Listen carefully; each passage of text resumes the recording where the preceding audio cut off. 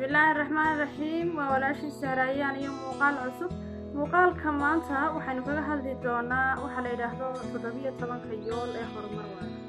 17 sustainable development goals 17 yool ee horumar waara 25kii bisha 9 2015 ayaa 193 xubnood oo ka tirsan golaha guud ee qaramada midoobay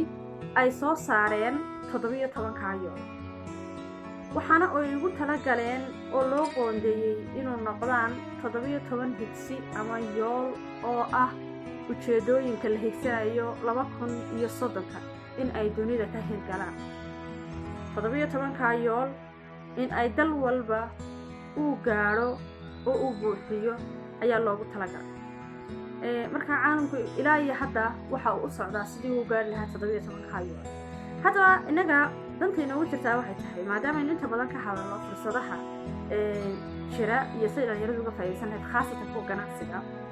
inta badan cida maalgelinaa bixinaysa waxay ku xidhaa in 17 yool mid kamid ah uu xiriir la leeyahay ganacsiga marka 17 yool maxay yihiin aynu maanta isleeyahay 17 gool oo leh United Nations Sustainable Development Goals loona soo gaabiyo SDG 17 SDG goals waxa ay kala yihiin yoolka koowaad waxa la yiraahdaa no poverty yoolkaas ujeedkiisu waxa weeye in la dabar gooyo oo dunida laga tirtiro waxa la yiraahdo poverty ama faqriga marka hal abuur kasta iyo ganacsi kasta oo ka qayb qaadanaya sidii caamka looga yareyn lahaa ama looga dabar gooyn lahaa faqriga oo cid faqriga looga waayi lahaa waxa uu support gareynayaa yoolasha waana mid aad iyo aad loo soo dhaweynayo adduunkuna uu wada baahan yahay labo yoolka labaad waxa weeye waxa la yiraahdo zero hunger ciribtirka gaajada in zero laga dhigo ama meesha laga saaro gaajada waxa la yiraahdo marka ganacsi kasta iyo hal abuur kasta oo ka qayb qaadanaya sidii looga saari lahaa meesha gaajada oo adduunka looga waayi lahaa gaajo ama zero looga dhigi lahaa gaajada waa mid fursado weyn leh aadna loogu baahan yahay yoolka saddexaad ensure health and well-being yoolkanu waxa uu awoodda saarayaa in kor loo qaado heerka caafimaadka bulshada dhammaan dhinacyada kala duwan wuxuu tilmaamayaa in laga hortago lana dabar gooyo xanuunada halista ah waxa uu tilmaamayaa in lagu dhaqmo waxyaabaha kor u qaadaya caafimaadka iyo fayaqabka bulshada in la xoojiyo tayada dhakhaatiirta daawooyinka iyo qalabada caafimaadka in lagu wacyigeliyo bulshada ahmiyadda ay leedahay dhowrista caafimaadku si gaar ah loo ilaaliyo caafimaadka hooyada iyo dhallaanka caafimaadku waxa weeye waxyaabaha ugu qaalisan nolosha marka hal abuur kasta iyo ganacsi kasta oo kor u qaadaya caafimaadka bulshada iyo fayaqabkeeda waa mid aad iyo aad u taageeraya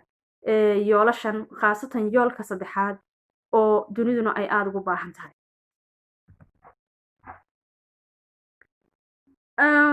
yoolka afraad tayada waxbarashada quality education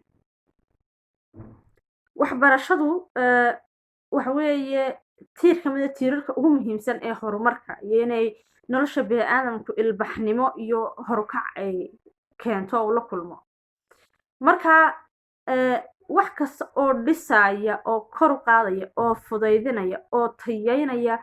waxbarashada dadka iyo in qof kasta uu helo xaqiisa waxbarasho meel kasta uu joogo kamiiga jooga iyo ka magaalada jooga wiilka iyo gabadha ka yar iyo ka weyn dhammaantood inay helaan xuquuqdooda waxbarasho hal abuur kasta iyo ganacsi kasta oo taageeraya ama ka qayb qaadanaya waa mid aad iyo aad ay ugu baahan yihiin bulshooyinka caalamka gender equality and women empowerment waa qodobka shanaad waa yoolka shanaad yoolkanu waxa uu sheegayaa in ragga iyo dumarku ay u siman yihiin helista baahiyaha ha ahaato fursadaha shaqada fursadaha waxbarashada caafimaadka iyo adeegyada asaasiga ah oo dhan waa inaan qofka lagu duudsiin xaqiisa jinsigiisa ama rag ha ahaado ama dumar ha ahaado laakiin waa inaan qofna lagu duudsiin oo aan ku waayin xaq uu leeyahay jinsiga uu yahay awgiisa marka cid kasta oo kobcinaysa inaan bani aadamku isku dulmiin jinsi oo ka qayb qaadanaysa sidii kor loogu qaadi lahaa xuquuqda siman waa mid adduunku u baahan yahay wax weyna soo kordhinaysa yoolka lixaad waa nadaafadda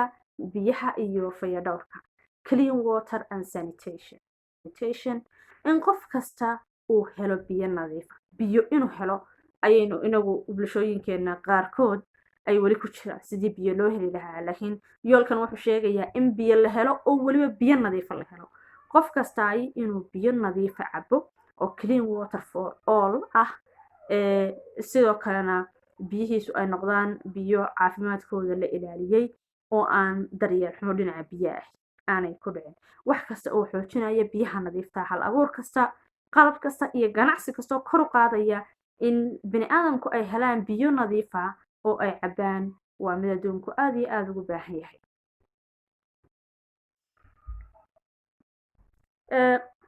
yoolka lixaad waxa weeye affordable and clean energy waa in la helo tamar adeegsiga tamar dabiiciya oo saafi ah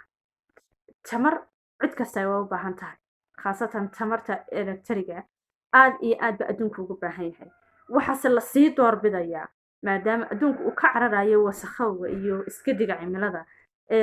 tamartaas inay noqoto tamar waxyaabaha dabiiciga ka dhalata tamarta biyaha tamarta hawada iyo wixii lamid ah haddaba cid kasta oo haysa qalab